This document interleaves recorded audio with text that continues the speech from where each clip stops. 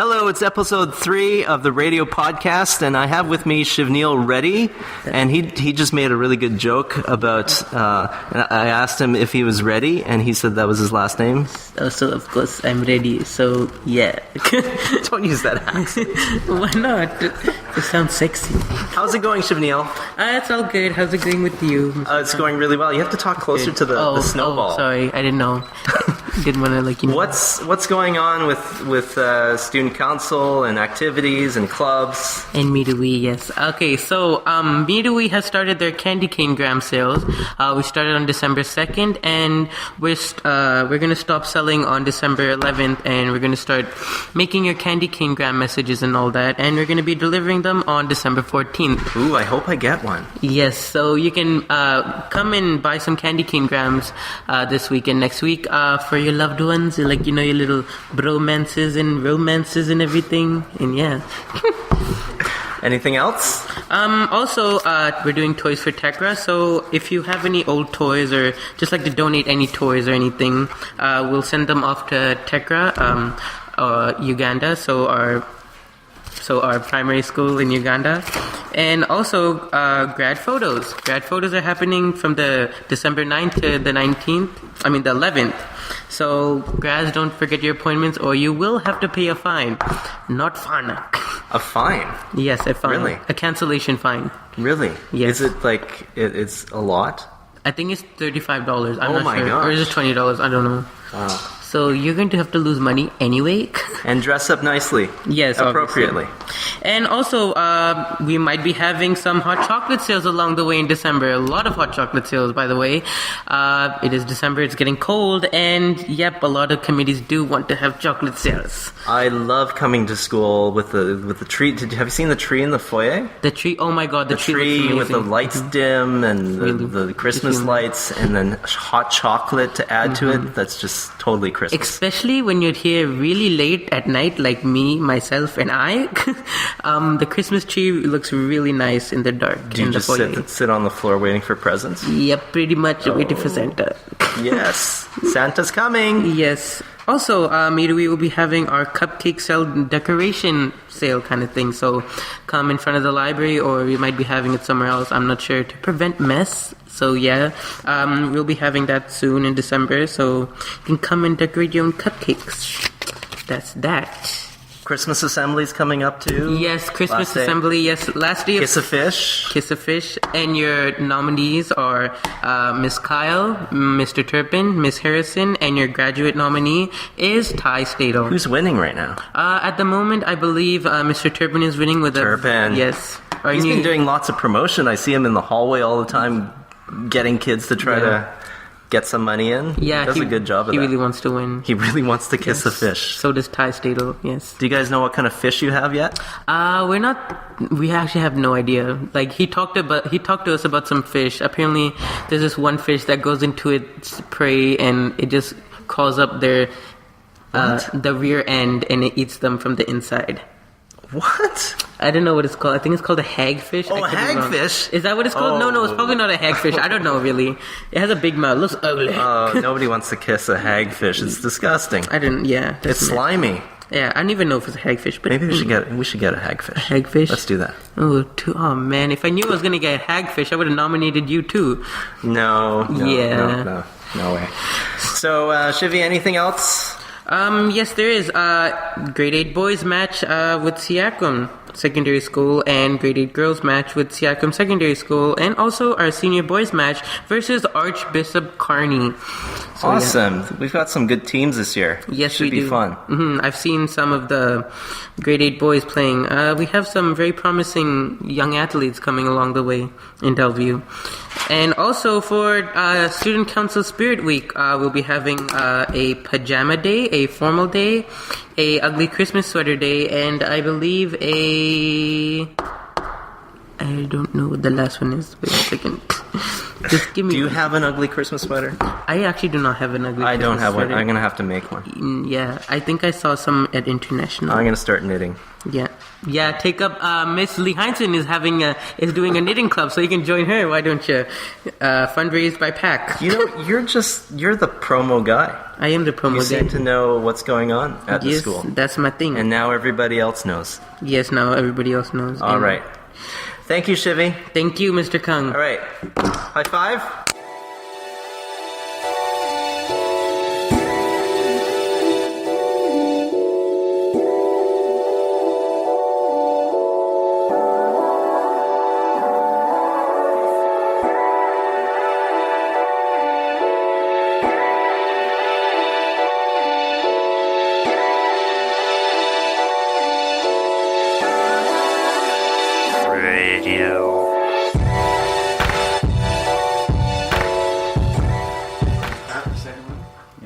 We're recording right now. Oh, good.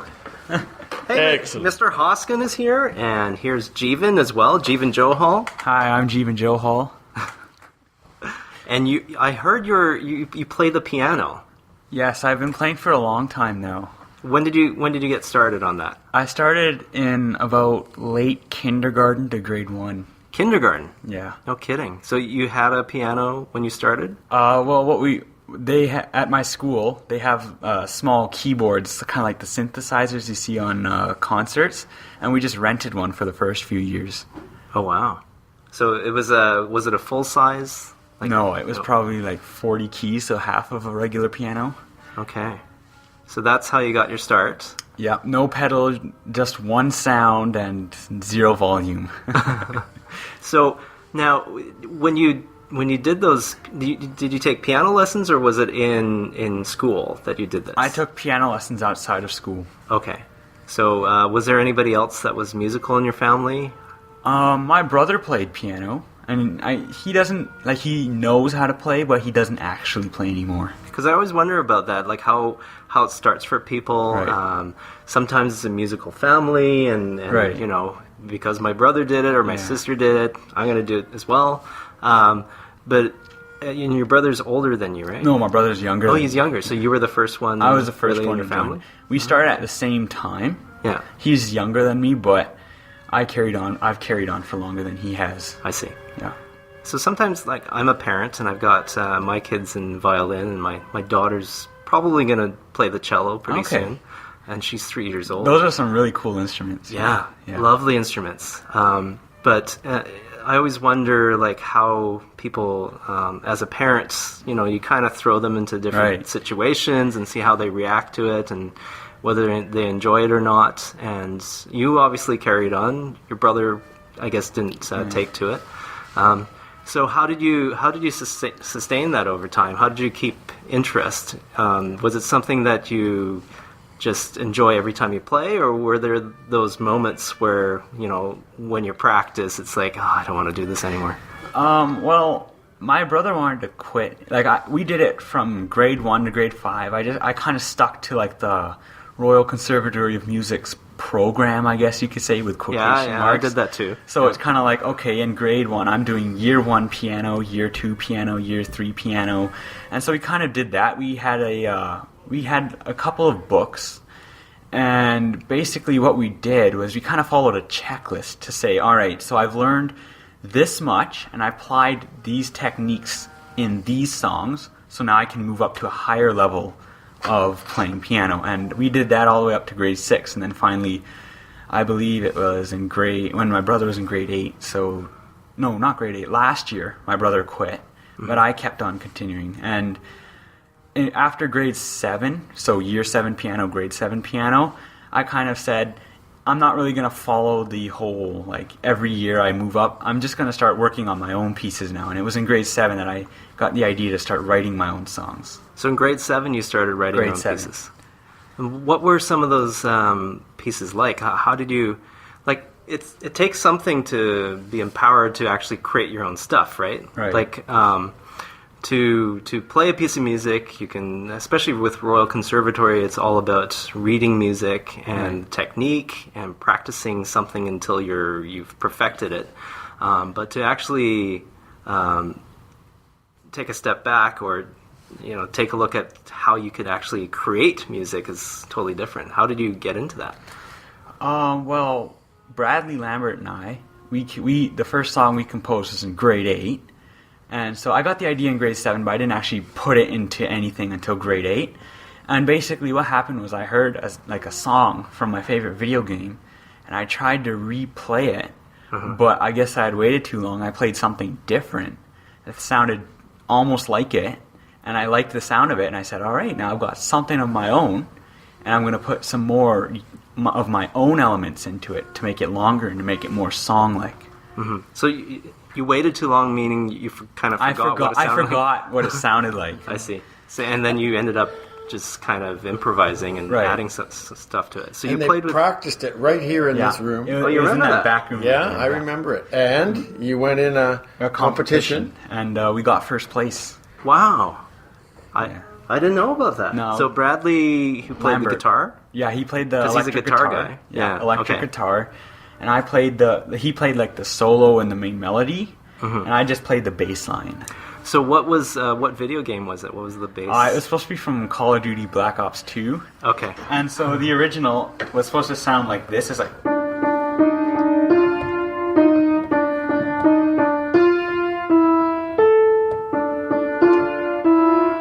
But what I ended up doing was...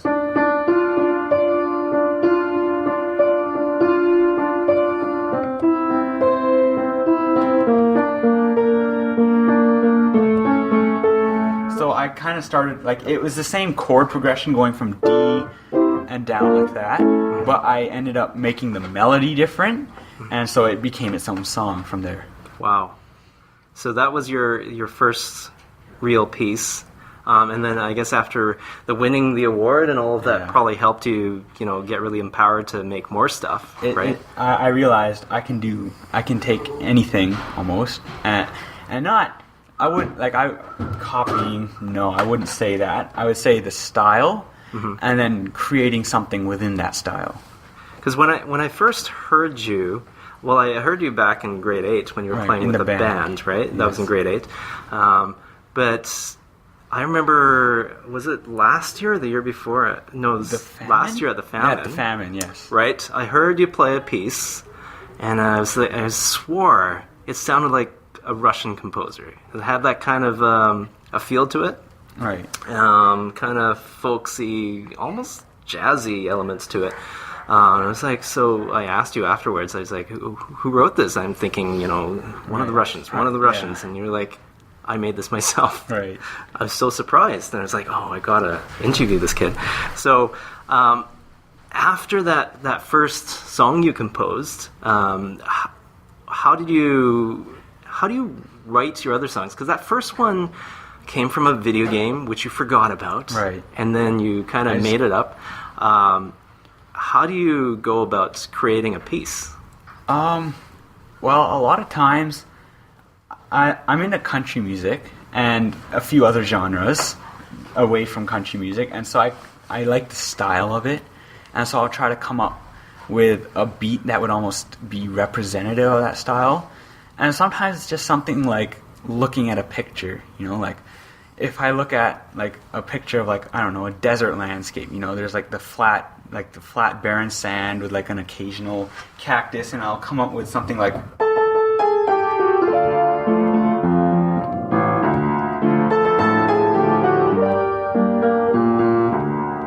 Right, so it's kind of how you would feel in that situation, but also I don't know, there's just something about... I look at the desert and I think, I put it into music. I can't really explain it. Nice. So there's a lot of different places you would start from? Because different people start with different places. Like you said, some with a beat, some with a chord progression, some with a scrap of tune or something like that. So is there any one of those that's more for you, or various? I guess I come up with the music, and then I picture where that music would happen. So that would be something like in the desert, but maybe somewhere in Siberia, it's more like...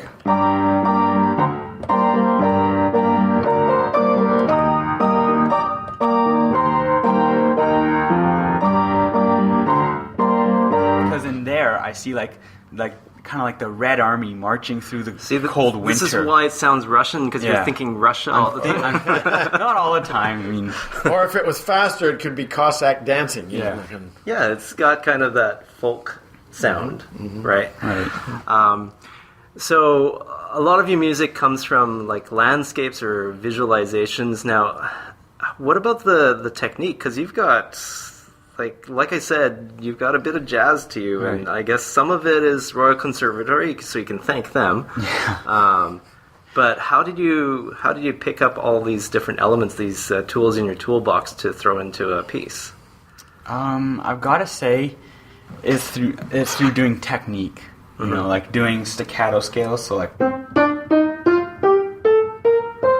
don't know, something like that maybe, or practicing slurs, so like,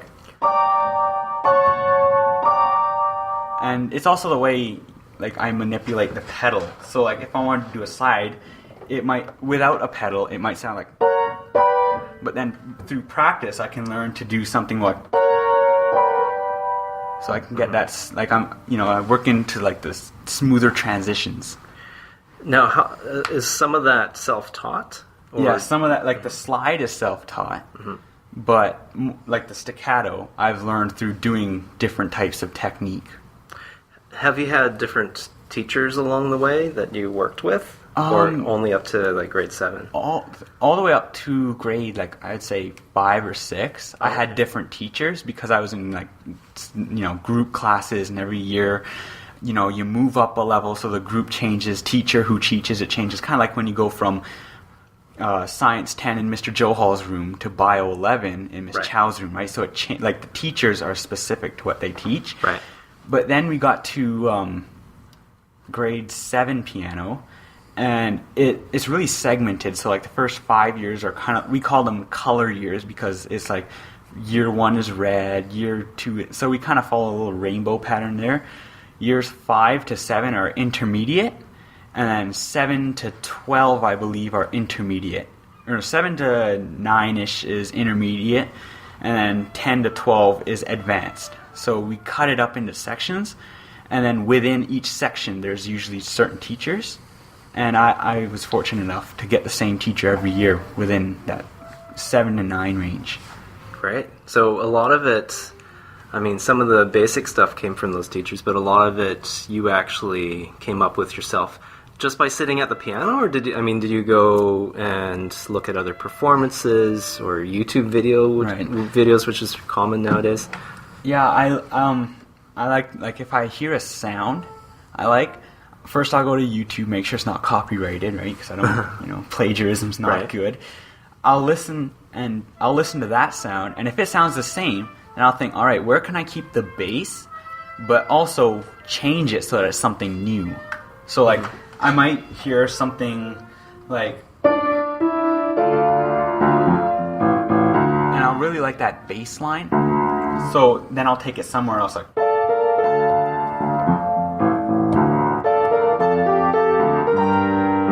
and so I can take something that was like, and then make it, and so it's got the same style, but it's something different. So it's my own composition in that sense. Right. So with that, like, if you're thinking about creating a piece, you start off with different styles and maybe thoughts of like a vision of a landscape or whatever you're doing. Does that carry throughout the piece? Like, I just wonder, when you're composing, do you think of a story, or sometimes I think of a story, and like it depends. Like certain things might be happening on in the background, so it'll be like up here, and then the main action is down here, and then kind of like the underlying plot will be in like that area. I would hit the G key, but it's broken. So in that range. Let's get a new string for that, Mr. Hoskin. It's down there. Anybody want to donate a piano? You just have to pull it all the way up. It's in the bottom of the piano. Maybe a listener has a spare piano. We're looking for pianos, everyone. And not the 40 key version. No, not the 40 key, no pedal, no volume. 88. Full 88. Count them. Yep. 88 or more. 87 is not good enough. No. All right. So What kind of things are you currently working on, fine-tuning or getting better at?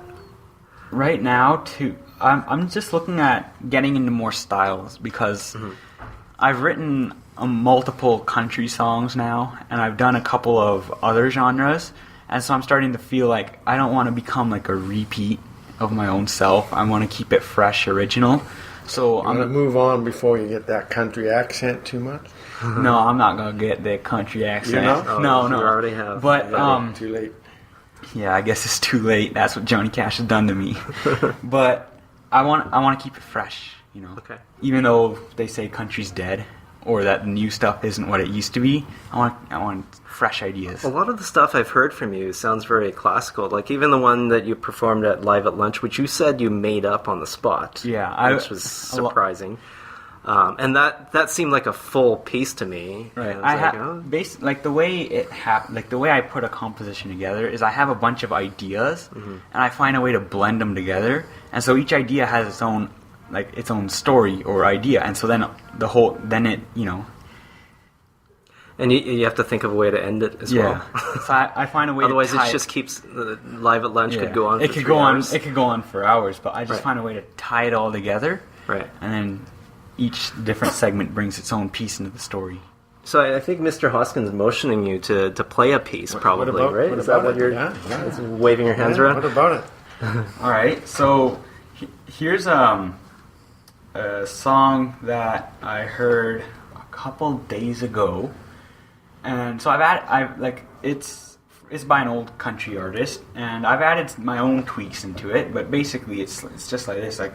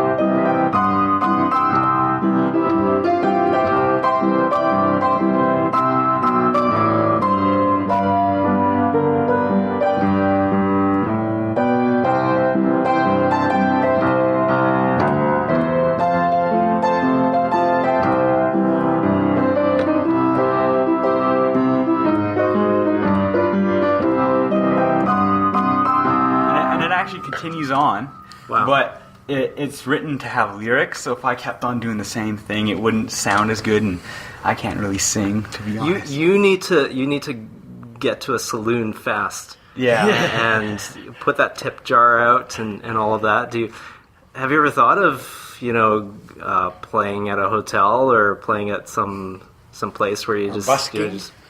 Busking, yeah. Well, carry the piano around. This recent summer that just passed, we went. I was on a soccer team, and we went to Spain, Barcelona, Spain, and there's a Right. little coastal town called Salou, and we stayed at a hotel there. And every day we drive into Barcelona, but I mean everybody's out at the pool having fun. And the day we landed in Spain, we went to the hotel.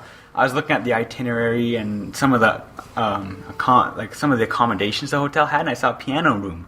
And a couple of teammates of mine, they played the piano too. So we're like, oh, all three of us will just move on right down to the piano room, and it was a very nice piano. Yeah, places I've been in Europe, they actually have pianos out on the street sometimes, and I think Vancouver's had. We do, yeah. Vancouver, some Canada as Place. well. Canada Place still has And pianos. a big sign that says "Play Me." Yeah. And I was in the train station in Amsterdam just over a year ago. A big grand piano and a guy sitting there playing away, gorgeous stuff, Right. So it brings music into our daily lives a lot more, which is great, I think. The way Ms. Johnston has been having her students paint all around the school, right? Paint why have plain vanilla walls when you can have beautiful scenes and Right. inspiring stuff on it. It's nice art, I mean, down by the gym, there's that 9 3/4. Yeah, I see that.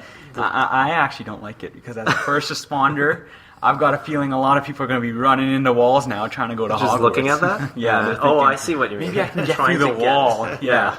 I'm thinking, oh boy. But that's what was behind the Live at Lunch as well, just to bring music more out into the school and into people's lives. Yeah, it's been terrific to have that because you get all sorts of people performing. Although you're starting to see some of the same people over again. Like, how would you? Because I've talked to some people with, whether it's singing talent or some other instrument or ukulele or something, Guitar, right? ukulele, drums. Because it takes something in them to want to present that to the world, right. And it takes a bit of a push or some smaller performance that they've done before they can take that high risk thing, especially in a high school. Yeah. Right? You're not all of a sudden, I can sing in the shower, so now I'm going to go out in front of 700 50 kids. people or 700 kids and just perform like that. It really takes something to do that. Where did you find your moment where you felt that, okay, now I feel confident enough to show it to the world? At my piano school, back when I was in like the piano years 1 to 5-ish, every year at the end, we would have our own little concerts within the class. So it's like if there were 7 kids, we'd all have worked on a piece throughout the entire year, and we'd just perform it for our classmates. And then it started to become, all right, everybody in the grade will perform for each other. And then before you know it, you're performing in front of an actual musician, whether he has worked with people in the field or a lady who has her PhD in piano and studies of music. And so we just kind of worked our way up there to the point where it's like, all right, I can get in front of somebody who has an infinite knowledge of music. I can play in front of them. I will get feedback, and that will help me grow. Have you ever, I still play with my son once in a while. He plays violin, and sometimes I accompany him on the piano. And to this day, I still get really nervous, just like the moments before I go up there with him. More nervous than he does. Because he's a kid, he doesn't know. I mean, he gets nervous, but it's not like... It's not like it's a ruining move of his career. I think maybe it's either because I know too much, or I'm just... I don't know what it is. It's... I always try to put myself in a position where I put myself out there, and usually good things happen. Either you learn from the situation, or you shine. And so, when I go out there, I'm always afraid I might completely mess it up, even if I've practiced it and I know I've got it. Do you have those moments where you're just playing? And all the time. Yeah. I mean, even practicing on my headphones. Mm-hmm. Like sometimes the sound leaks through the headphone. I'm like, oh my goodness, can my mom and dad hear me right now? They'll hear me goofing around, making the worst noises you'd ever hear. Uh-huh. But when I did my RCM exams, I went in there, I was sweating bullets. I mean, I was totally terrified. I'm like, oh my goodness, Those are nerve-wracking. Those are very nerve-wracking. And I'm sitting there in front of a lady who's going to mark me, and I need 70% to pass, and I'm thinking, oh my goodness. But the thing is, they're really nice about it. It's not like, oh, you failed, you've done wrong. It's like, you know what, you were so close, you just need to practice this and this, and you'll be on your way. And so, it's kind of the attitude they have towards you. It's more comforting. It's kind of saying, all right, here's where you messed up, but here's where you can improve. And for me, I used to think, oh my goodness, I have to impress my parents. But now that I write, it's where can I improve? Where can I take these ideas he's given me and take them even further? Mm-hmm. And so how do you sustain you naturally, you've gotten to the point where you really enjoy what you're doing, plus now you're creating your own stuff, which is even better. But what do you say to people who are kind of nervous, discouraged, or they get to a point where it's like, oh, I have to practice scales again, and it becomes a chore, or even if I think about some people who have talked to me about this, they did RCM, and it got to the point where they were playing music they didn't really like. Right. So that was the jumping off point for them. It was like, that's enough. I don't want to do this anymore. And somebody actually told me, it's better when they switched teachers to somebody who did jazz and all sorts of other stuff. I think you kind of have to find where you fit enjoy in, it where you enjoy most, it, right? That's unfortunately what happened to my brother. He just stopped enjoying it. I guess. I mean, he was doing the Beatles. He loved the Beatles, but he just kind of got bored of practicing it. You know what I mean? I got bored of practicing it too. I'm not going to diss any genres here, but I'm just saying, like, when my teacher gave me a piece, it's kind of like, all right, well, I'm not feeling it. Like, I'm not seeing it happen. I'm not getting the mood for it. And so that's kind of where I went to composition. It's like, instead of taking sheets and trying to put the life into it, I create the life of the music. Right. And that's why I like composition. The other thing is, if I mess up, I can say it was purposeful. I can say, yeah, I was supposed to hit that instead of Hello? Testing? All right. Okay.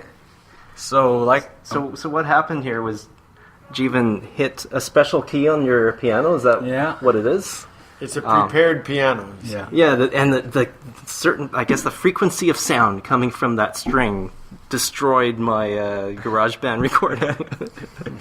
So let's not touch that key All right, again. I'll stay away from. And he can say, "That's what I intended to do." Very good. Yeah. So we're back. What were you saying, Jivan? So, like I said, if I write my own song, if I actually hit this note instead of this note, I can say it was all intended. Right. Just a little tension that's going to resolve Yes, anytime just now. something that's Stay with it. built up, but it is supposed to resolve. Well, I know, like jazz players say, there is no wrong note. No, there's no wrong You note. just you play it, and then you make something out of it. So, you obviously are able to do some improv.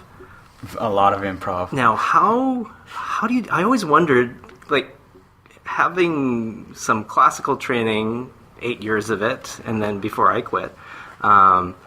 How do you get into improv? Because I always, like, I'm kind of stuck to the page. I have to have some notes. I can try to make some stuff up, but how do you get to the point where you can play all those different styles and different sounds? Basically, it's about knowing the structure. So, like, if it's C major, it's like, and then, like, it'll do that for 4 beats, and it'll be like,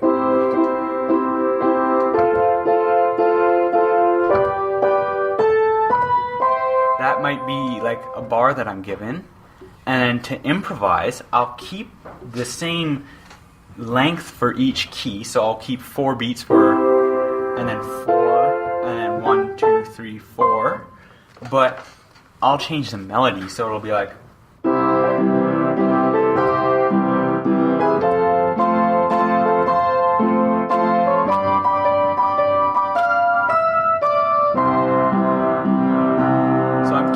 I'm keeping the same actual, so it's still for 4 beats, and then 4 beats, but I'm putting a different melody into it. You're putting some flourishes in between. Right. I'm spicing it up, So, would you say that if you want to become a good improviser, know your scales, know your keys, know your keys, know your chords. Like, I can take F and make it into C. It'll be like. To the gym. So instead of going from F to G, just that doesn't sound as natural. I can take it and go, and so I've still gone from the first one, which is F, to G. Okay. Through uses of progression. I see. Progression. So, do you practice doing transitions as well from one key to the next? Yeah, there are different transitions. Like, you can go from C. The 5th note of C is G. The 5th note of G is D, and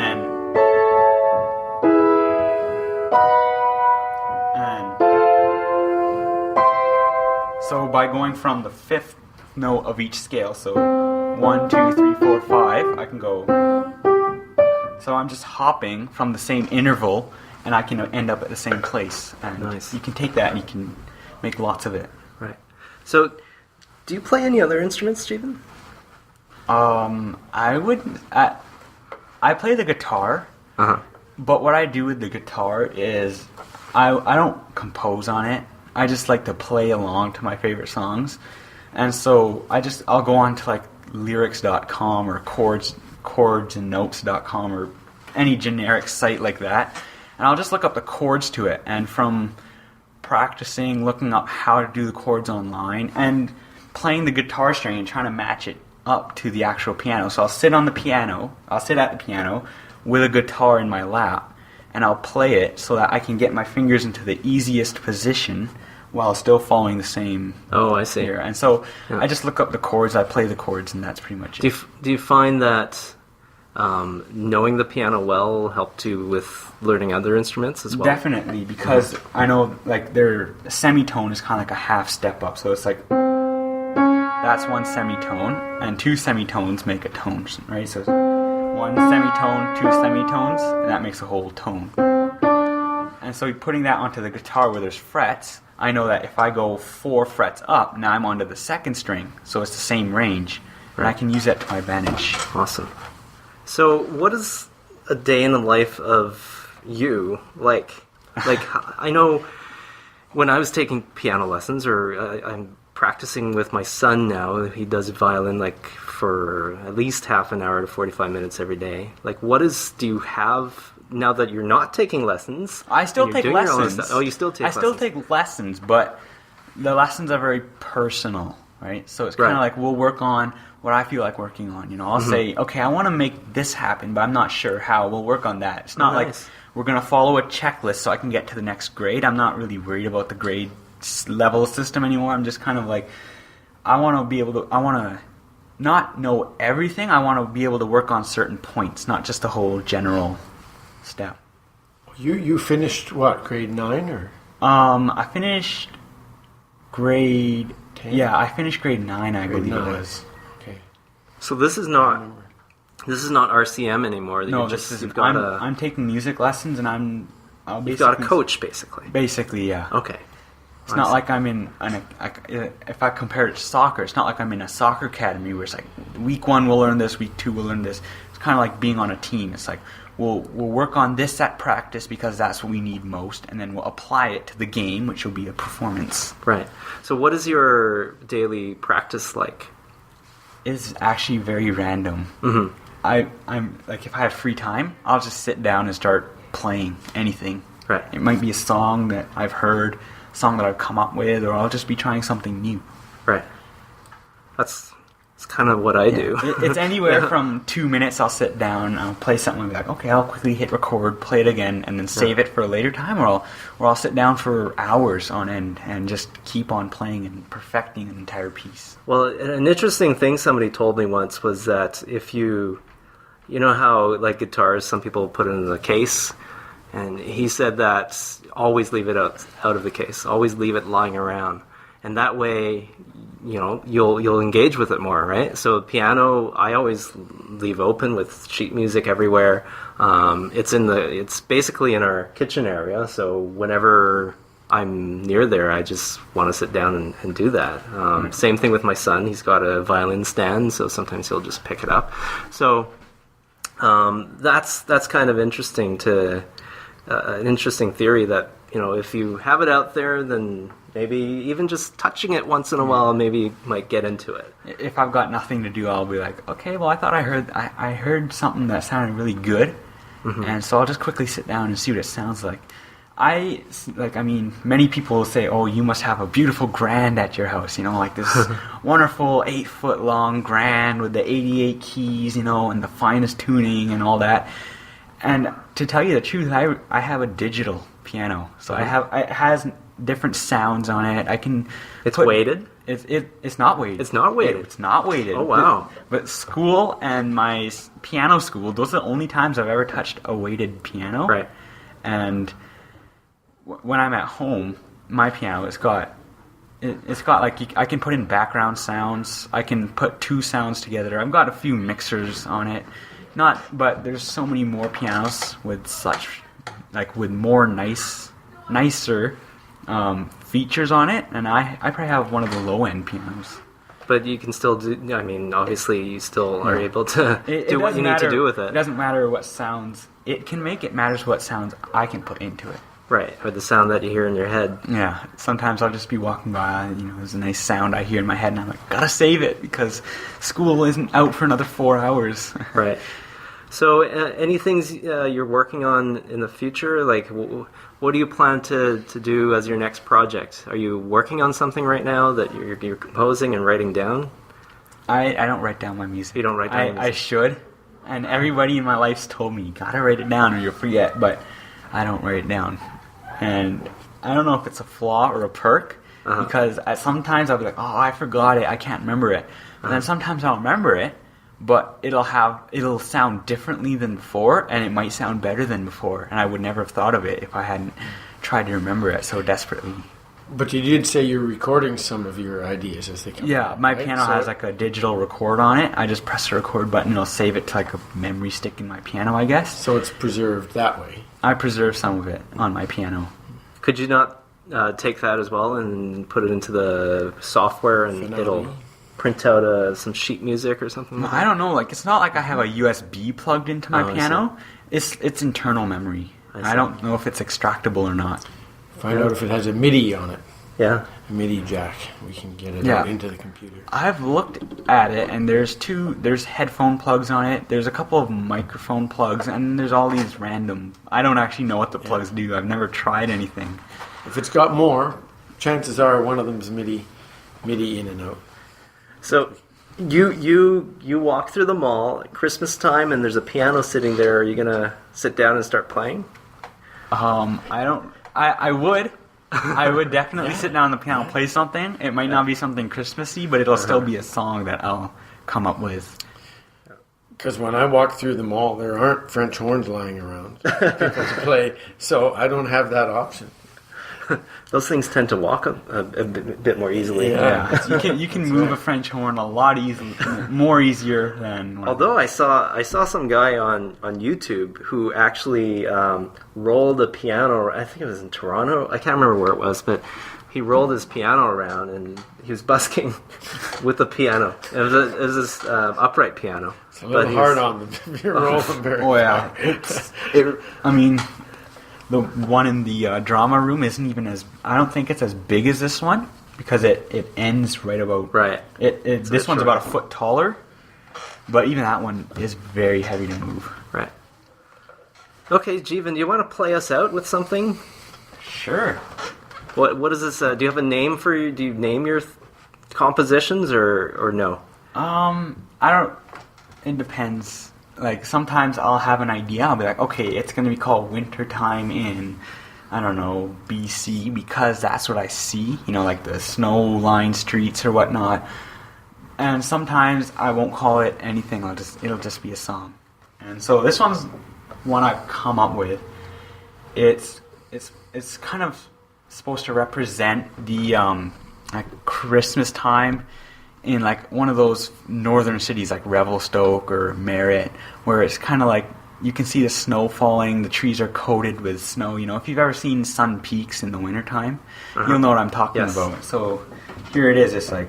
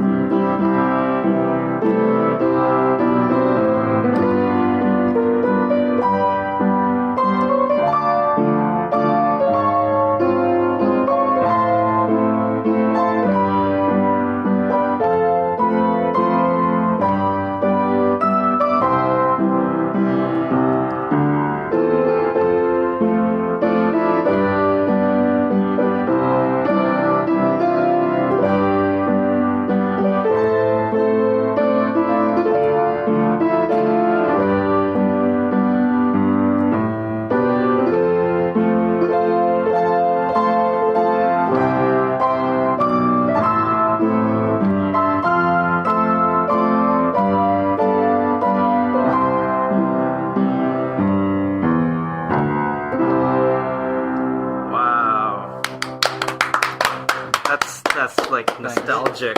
Yeah, it's kind of like when I'm playing the. I just kind of see like snow slowly falling, and it's dark out, but not perfectly dark. Street lamps are glowing, the shop lights are glowing, people are walking with snow underfoot, Amazing. Well, thank you, Jivan, for joining us on the radio podcast.